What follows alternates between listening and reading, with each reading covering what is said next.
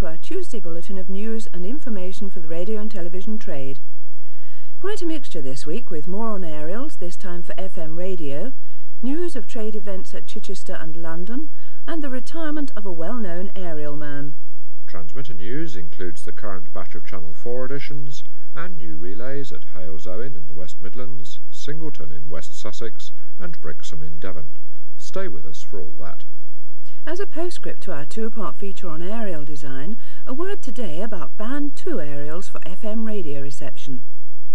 Although Band 2 goes from 88 to 108 MHz, in the past most aerials had little response above 100 MHz to maximise the gain of the array. Below 100, a typical 3-element aerial had a gain of about 5.5 dB relative to a half-wave dipole. But above 100 MHz, the gain would drop to about 3 dB at 102 and 0 dB at 102.5 MHz. The advent of the upper subband has highlighted the need for aerials which will work over the whole of Band 2, and all new types should comply with this. It's worth checking the specification, assuming it has one.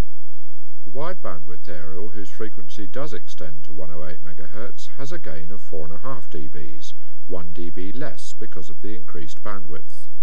So to achieve the same gain as before, it's now necessary to use a 4-element array, which makes the aerial rather longer. The newer type of aerial also retains its front-to-back ratio, some 15 dB, over the whole of the band. An older 100 MHz aerial would have a front-to-back of only 2 or 3 dB outside of its limited range. When the narrow bandwidth 100 MHz aerial is used at the higher frequencies of the upper subband, the change in the polar diagram, reduction in gain and loss of the front-to-back ratio can make it difficult to minimize multipath reception and reject unwanted stations. If reception results are poor when a local radio station changes frequency to the upper subband 102 to 104.9 MHz, the first thing to be checked is the aerial. This is particularly important for stereo. An adequate aerial is as important for good VHF stereo reception as it is for good television reception. You may be interested in a leaflet we produce which lists all the ILR stations which have changed or are going to change frequency as part of the Geneva Plan reorganisation. It also gives background information on the overall scheme for Band 2 and the implications for receiving aerials. We'll be happy to send a copy if you contact us. A couple of diary dates for you. First, for those in the Chichester, Bognor and Havant areas. TVS are hosting a meeting for dealers and aerial riggers tomorrow at the Dolphin and Anchor Hotel in Chichester, starting at 7 p.m. There'll be a brief talk each from TVS and IBA Engineering, plenty of time for questions, and then a small buffet and drinks. It promises to be a very worthwhile occasion for us all. That's a meeting in Chichester for the trade only, organised by Television South. And advance notice of the annual exhibition and seminars of the Confederation of Aerial Industries. This is a must for anyone in the aerial business who can get to London in mid-May. The exhibition is an opportunity to meet the manufacturers and discuss with them their latest products, and also raise any queries with the BBC and IBA. The seminars cover latest developments and current issues, all in a very congenial atmosphere. The CAI exhibition and seminars are to be held at the IBA's London headquarters, 70 Brompton Road, on May the 13th and 14th. This is another trade-only event, and admission is by these special cards which we can supply on request. Address and phone number coming up at the end. And after a long association with the aerial business, Ralph Stallworthy retired from full-time employment last Friday.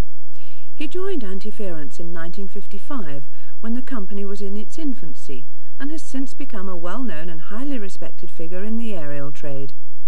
Taking over from him is Keith Pyatt, who is a newcomer to the industry but is learning fast. New relays now, and Halesowen came on air last week, bringing better pictures to about 800 people in southern outskirts of Halesowen, including some but not all parts of Short Cross. Central and TVAM are on Channel 61 and Channel 4 on 54. Group CD aerials are needed, vertically polarised. Halesowen is now on the air with official service from this Friday. Near Chichester in West Sussex, the new relay at Singleton is due to start transmissions this week. About 550 people should benefit in poorly served areas of Singleton itself, Charlton, East Dean and West Dean. TVS and TVAM will be on Channel 41 and Channel 4 on 47. The aerial to use is a Group B, vertically polarised. Singleton is due on the air later this week. In Devon, the relay for part of Brixham is nearing completion and is due on the air in a week or two. It's for 2,400 people, of whom about 1,000 are already marginally served by either Beacon Hill or Stockland Hill. The coverage area is essentially along the valley on either side of New Road and Middle Street. TSW and TVAM are to be on Channel 43 with Channel 4 on 50. Group B aerials will be needed, vertically polarised. Brixham is due on the air in a week or two. On the northern coast of Scotland, the Durness relay has been delayed a little and is now expected in mid-May. More details next week. Channel 4 next, and 2 more existing relays now equipped. In North Yorkshire, Limber Hill on Channel 50 and Pennybridge near Alveston in Cumbria on Channel 29. Due this week in Northern Ireland, Belcoo on Channel 47, Benar on 32 and Glyn on 54. Now due next week in Norfolk, Creek on Channel 42 and Little Walsingham on 47, also Rothesay Town and Millport on the Firth of Clyde, Channels 65 and 54 respectively, and Ashford in the Water in Derbyshire on Channel 29. We leave you, as always, with our address for any technical queries on independent broadcasting, and also for CAI exhibition tickets or ILR frequency change leaflets. It's Engineering Information Service, Independent Broadcasting Authority, Crawley Court, Winchester, Hampshire, SO21 2QA. The telephone number is Winchester, that's 0962 822 444.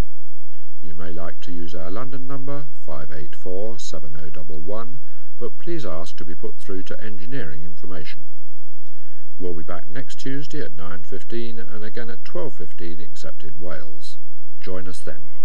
In the meantime, from Murray Nicholson and me, John Lovell, goodbye from Crawley Court.